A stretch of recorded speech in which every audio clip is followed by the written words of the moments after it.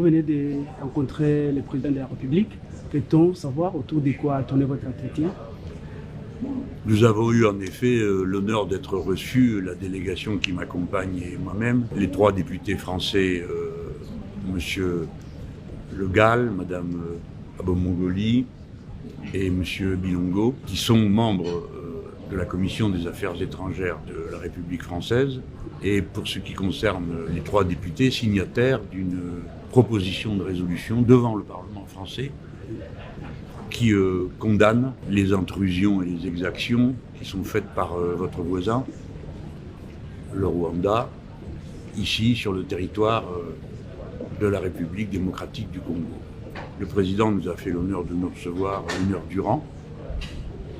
Il nous a présenté la vision la plus complète qui soit de la situation, et il savait que nous sommes ici comme des amis, agissant dans le cadre d'une mission pour les parlementaires, je ne le suis plus, les parlementaires, qui ont l'intention, de retour en France, de reprendre leurs interventions pour que leurs propositions de résolution soient présentées devant l'Assemblée nationale française. Déjà, le Parlement européen s'est prononcé sur une position favorable à la RDC et pointant la responsabilité du Rwanda.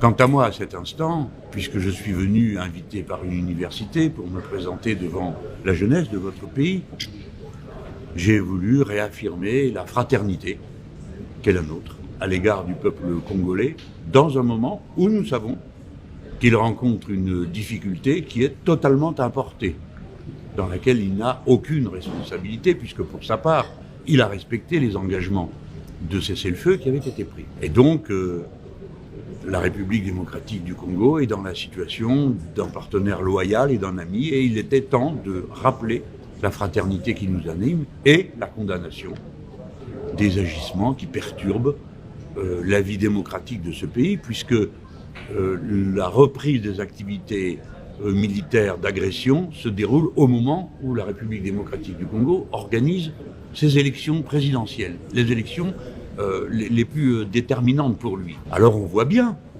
que c'est une volonté délibérée de perturber le mécanisme du fonctionnement de la démocratie au Congo. Et ça n'est qu'une manière de prolonger la remise en cause de sa souveraineté.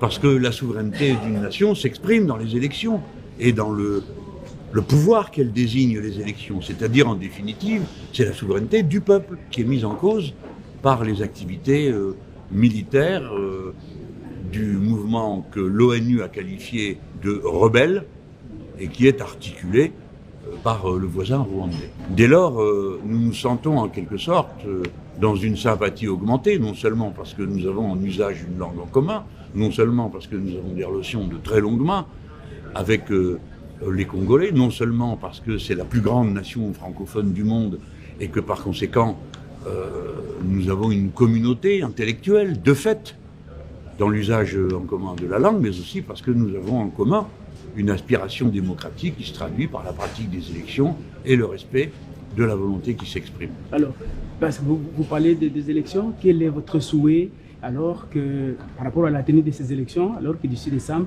la RDC va déjà organiser les élections? Quel est votre souhait? Alors, moi je souhaite et j'attends que la condamnation que la France pourrait apporter par la résolution que présentent mes collègues parlementaires fasse se ressaisir le Rwanda. D'autant que, pour des raisons qui, à vrai dire, personnellement m'échappent, le secrétaire de la francophonie est une Rwandaise. Alors peut-être peut-elle entendre qu'un autre pays, le plus grand pays francophone du monde, aspire à la paix, à la tranquillité, à organiser ses élections comme il l'entend. Et les perturber ne facilitera les rapports de personne avec personne. Je souhaite donc qu'on en revienne le plus vite possible au cessez-le-feu et aux accords qui avaient prévalu.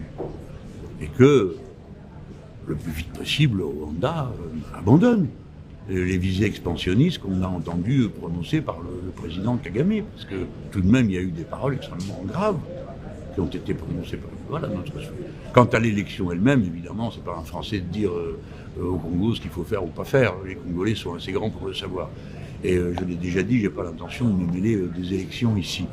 Par contre, oui, j'ai reçu comme un honneur d'être accueilli par le président de la République, tout à l'heure le président de l'Assemblée nationale, comme cela a été fait, et je leur exprime mon plus total et plus profond respect. Merci beaucoup.